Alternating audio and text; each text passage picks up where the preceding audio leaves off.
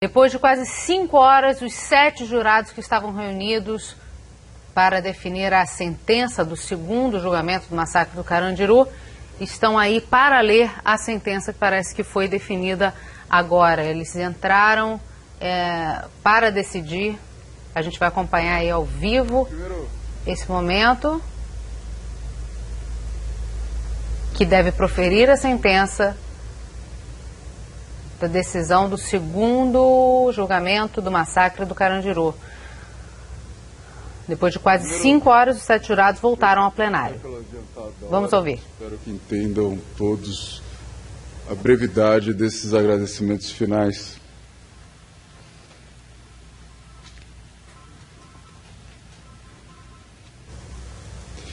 Esse é certamente o mais complexo processo existente na justiça brasileira. Não fosse o empenho de todos os envolvidos para que esse julgamento fosse realizado, simplesmente seria impossível que ele ocorresse. O Código de Processo Penal não foi feito para um julgamento dessa envergadura. As regras de direito processual penal não vislumbram todas as possibilidades de vicissitudes que podem ocorrer num julgamento desse tamanho. Então, eu gostaria de dar o devido crédito a todos que participaram da realização desse júri. E esse crédito vai às partes, acusação e defesa, vai aos réus, vai aos serventuários da Justiça e senhores jurados.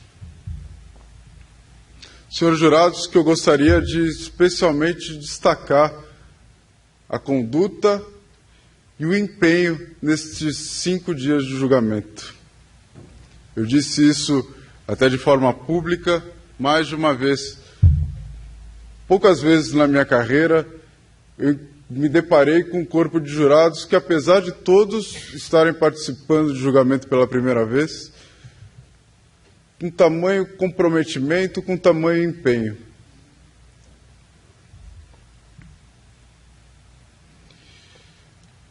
Esse julgamento é certamente uma vitrine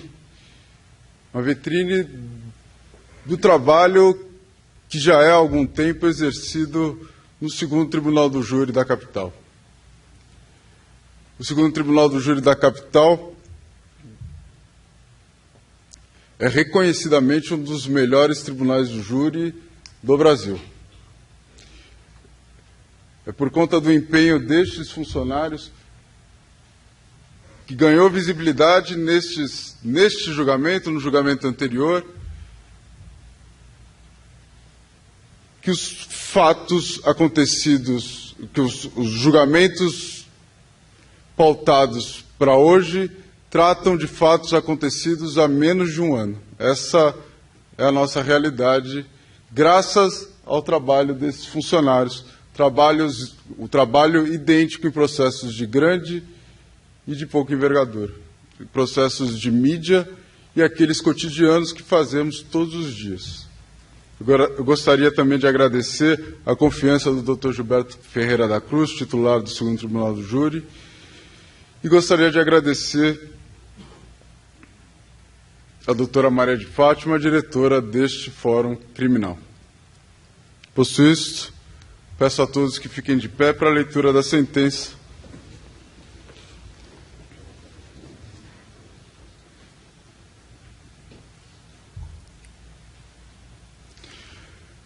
Gostaria de dizer também que, por compromisso, que firmei com a defesa e com os acusados, eu vou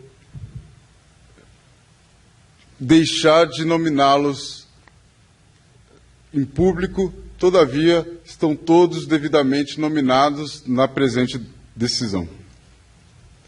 Portanto, os réus, todos nominados na presente sentença, qualificados nos autos foram pronunciados como incursos nas sanções do artigo 121, parágrafo 2º, inciso 4º, combinado com o artigo 29, por 73 vezes todos do Código Penal, por terem matado as vítimas abaixo relacionadas.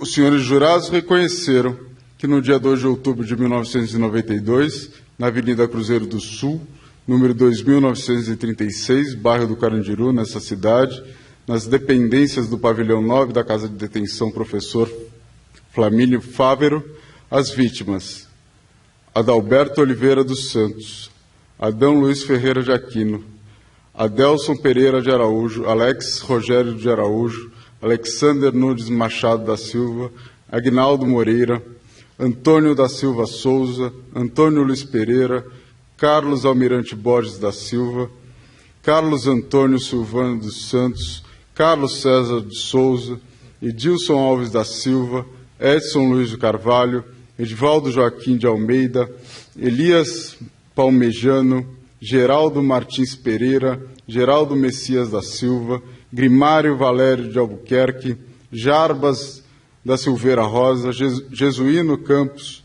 João Gonçalves da Silva, Oswaldo Moreira Flores, Jodilson Ferreira dos Santos, Josenias Ferreira de Lima, José Marcolino Monteiro, José Carlos Clementino da Silva, José Carlos Inajosa, José Cícero Ângelo dos Santos, José Cícero da Silva, José Jaime da Costa da Silva, José Jorge Vicente, Luiz Carlos Lins Guerra, Luiz César Leite, Luiz Henrique Martim, Mamed da Silva, Marcelo Ramos, Marcos Antônio Adelino, Marcos Sérgio Lino de Souza, Mário Felipe dos Santos, Mário Gonçalves da Silva, Maurício Calió, Nivaldo Aparecido Marques, Nivaldo Barreto Pinto, Nivaldo de Jesus Santos, Ocenir Paulo de Lima, Paulo Antônio Ramos, Paulo César Moreira, Reginaldo Ferreira Martins, Rogério Azevedo Silva, Roberto Aparecido Nogueira, Roberto Rodrigues Teodoro, Rogério Prezanuic, Sérgio Ângelo Bonani, Vanildo Luiz e Walter Antunes Pereira sofreram disparos de arma de fogo que lhes provocaram os ferimentos descritos nos laudos e depoimentos acostados nos autos. O Egrégio Conselho de Sentença, nos moldes do termo de votação em anexo, entendeu que os acusados concorreram para a prática dos crimes de homicídio contra eles imputados, de que são vítimas Adão Luiz Ferreira de Aquino, Adelson Pereira de Araújo, Alex Rogério de Araújo, Alessander Nunes Machado da Silva, Aguinaldo Moreira, Antônio da Silva Souza, Antônio Luiz Pereira, Carlos Almirante Borges da Silva, Carlos Antônio Silvano dos Santos, Carlos César de Souza, Edson Luiz de Carvalho, Edivaldo Joaquim de Almeida, Elias Palmejano, Geraldo Martins Pereira, Geraldo Messias da Silva, Grimário Valério de Albuquerque, Jarbas da Silva Rosa, Genuíno de Campos, João Gonçalves da Silva, Oswaldo Moreira Flores, Jodilson Ferreira dos Santos, Josenias Ferreira de Lima, José Marcolino Monteiro, José Carlos Clementino da Silva, José Carlos Inajosa, José Cícero Ângelo dos Santos, José Cícero da Silva, José Jaime Costa da Silva, José Jorge Vicente, Luiz Carlos Lins Guerra, Luiz César Leite, Luiz Henrique Martim, Mamed da Silva, Marcelo Ramos, Marcos Antônio Adelino Ramos, Marcos Sérgio Lino de Souza, Mário Gonçalves da Silva, Maurício Calió, Nivaldo Aparecido Marques, Nivaldo Barreto Pinto, Nivaldo Jesus Santos, Ocenir Paulo de Lima, Paulo Antônio Ramos, Paulo César Moreira, Reginaldo Ferreira Martins, Roberto Azevedo Silva, Roberto Aparecido Nogueira, Roberto Rodrigues Teodoro, Rogério Prezanuic, Sérgio Antônio Bonani, Vanildo Luiz e Walter Antunes Pereira. Os senhores jurados negaram que tivessem os acusados concorrido para os demais crimes de homicídio descritos na denúncia. Ainda admitiram que os réus se valeram de recurso que dificultou as defesas das vítimas. Passa assim a dosimetria das penas nos termos do sistema trifásico previsto no artigo 68 do Código Penal.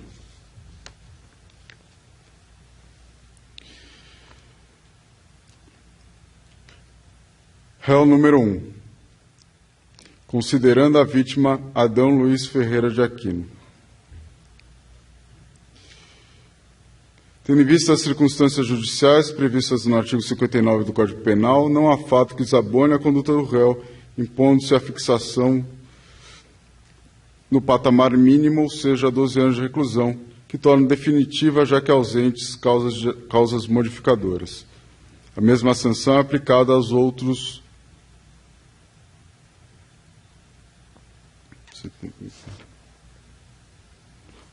crimes de homicídio de que o réu foi condenado. Aplica o cômputo material, posto que inaplicável o reconhecimento da ficção do crime continuado, pois se assim fosse, estar-se-ia concedendo verdadeiro perdão judicial ao acusado por 49 dos 52 delitos perpetrados, caso houvesse o reconhecimento e o aumento desse no triplo, máximo permitido. Logo imperiosa a soma das penas dos crimes de homicídio, perfazendo então a sanção final de 624 anos de reclusão. Os mesmos critérios de fixação de pena foram utilizados para os demais réus, tendo em vista os crimes praticados contra todas as vítimas. Contra as 52 vítimas, perdão.